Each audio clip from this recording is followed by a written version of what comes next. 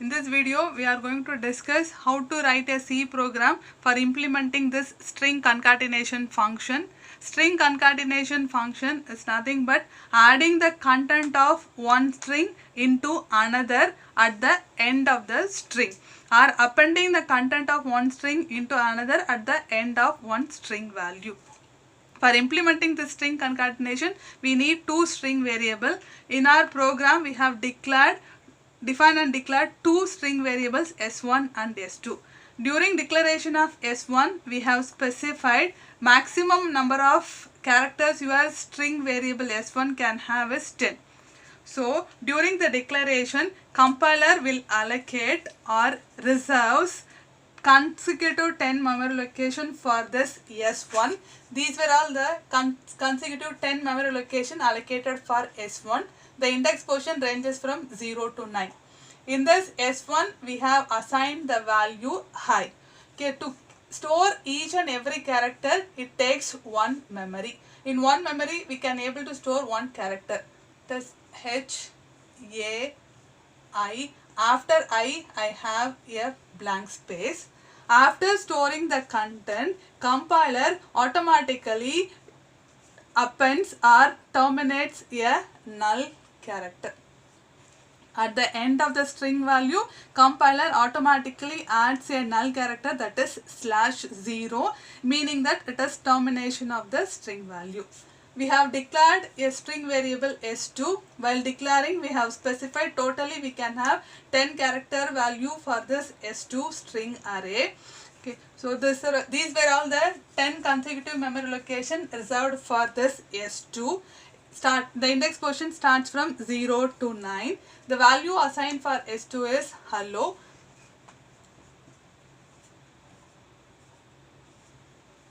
After storing the value hello, at the end it adds a null character, that is /0, meaning that the end of the string value.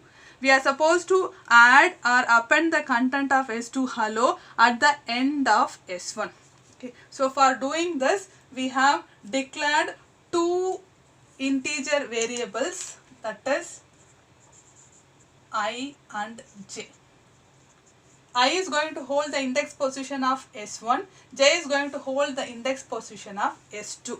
Before we start our appending procedure, we are supposed to move to the index position of the terminating character or the null character /0 of S1.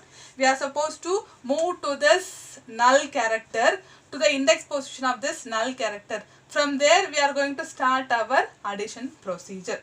To move to that index position of this null character, we are going to use a for loop.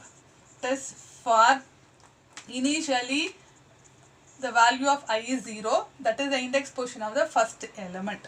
The element pointed by the ith index position, that is S1 of I, is not equal to the null character, that is /0. You increment to the next index position. Okay. Once we found the null character at the index position I of S1, we will come out of this for loop. When we come out of this for loop, I will be holding the value, that is 4. Okay. Now we are going to discuss how to copy the content of S2 to S1, starting from the index position 4 of S1. When we come out of this for loop, value of I is 4. Starting from this fourth index position, we are supposed to start our copy procedure. That is, we are copying the first element of S2, that is H. H is in the 0th index position of S2. S2 of 0 is H. It is assigned to the 4th index position of S1. Okay.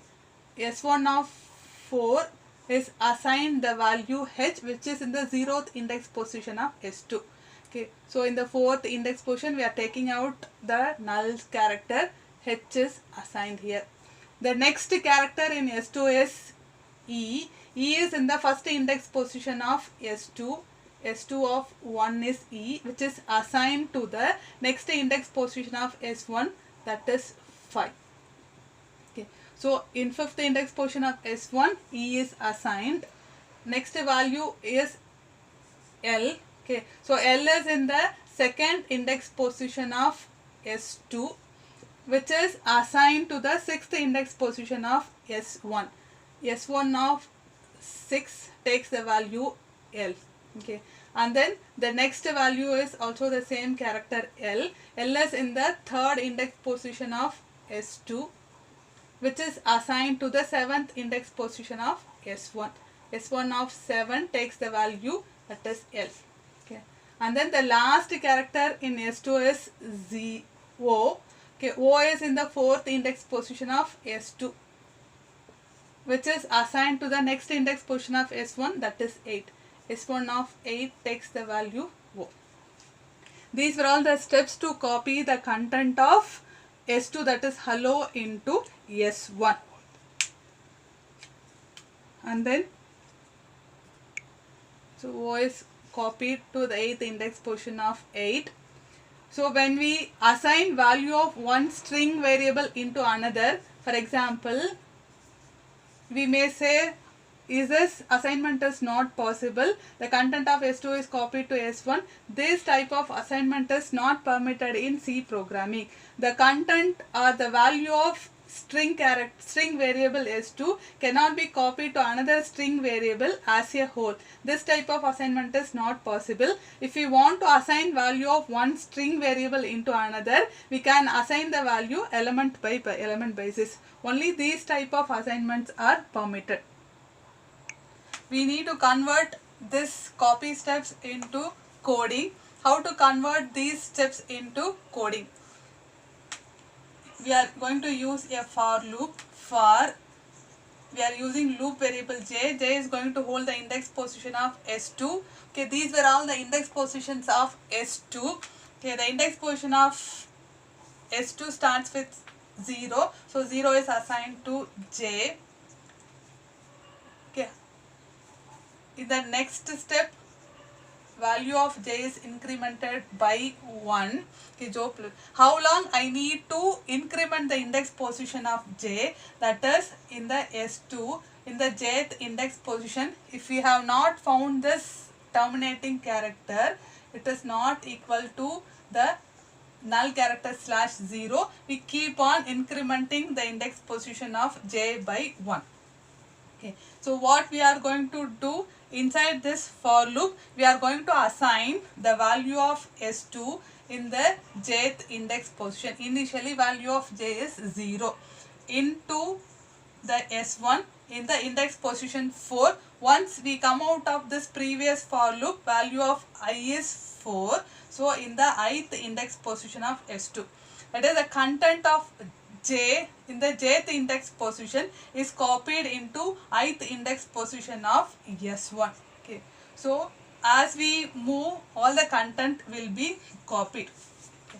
Once we come out of this for loop, we have completed all this procedure. That is, before coming out, each time this for loop will increment the value of j by 1. We have to manually increment the value of I. Since I is not used, the loop variable I is not used inside this for loop, we have to increment value of I by 1 manually. So I plus plus come out of this for loop. Each time it increments the value of I in the ith index position, the value in the jth index position of S2 will get copied. Once the copy procedure is over, okay, so the content of S2 is copied onto S1. At the end of S1, we are supposed to add a null character. If we initialize string variable with some value, compiler will automatically do this. Otherwise, user has to manually copy the null character at the end of the string value. Okay, so in S1, in the ith index position, before we come out of this for loop, I is incremented automatically. In the ith index position, that is at the end of this S1, assign a null character /0, meaning the termination of the string value. So after copying the string, we are supposed to print the value of S1. Okay, so how to print the value of S1? Using this printf statement, printf /s. What is the content we need to print? The concatenated content of S1. So value of S1 will get printed. After that, close this program. Using this program, we can able to perform this string function, that is concatenation. Content of S2 is appended at the end of the content of S1. The outer for loop is to move to the index position of S1 from where we are supposed to start our copy procedure. The next for loop is to copy the content of S2, that is into S1.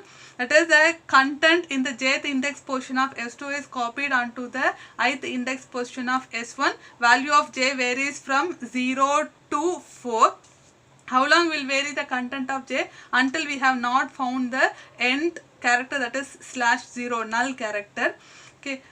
This for loop automatically increments the value of j. The value of I is not incremented. We have to manually increment the value of I by 1. Each time the index position of S1 incremented by 1. After copying the content of S2 to S1, at the end we have to manually, user has to manually append a null character, that is /0. At the end position of S1, /0 is added. After concatenating the content of S1 is printed.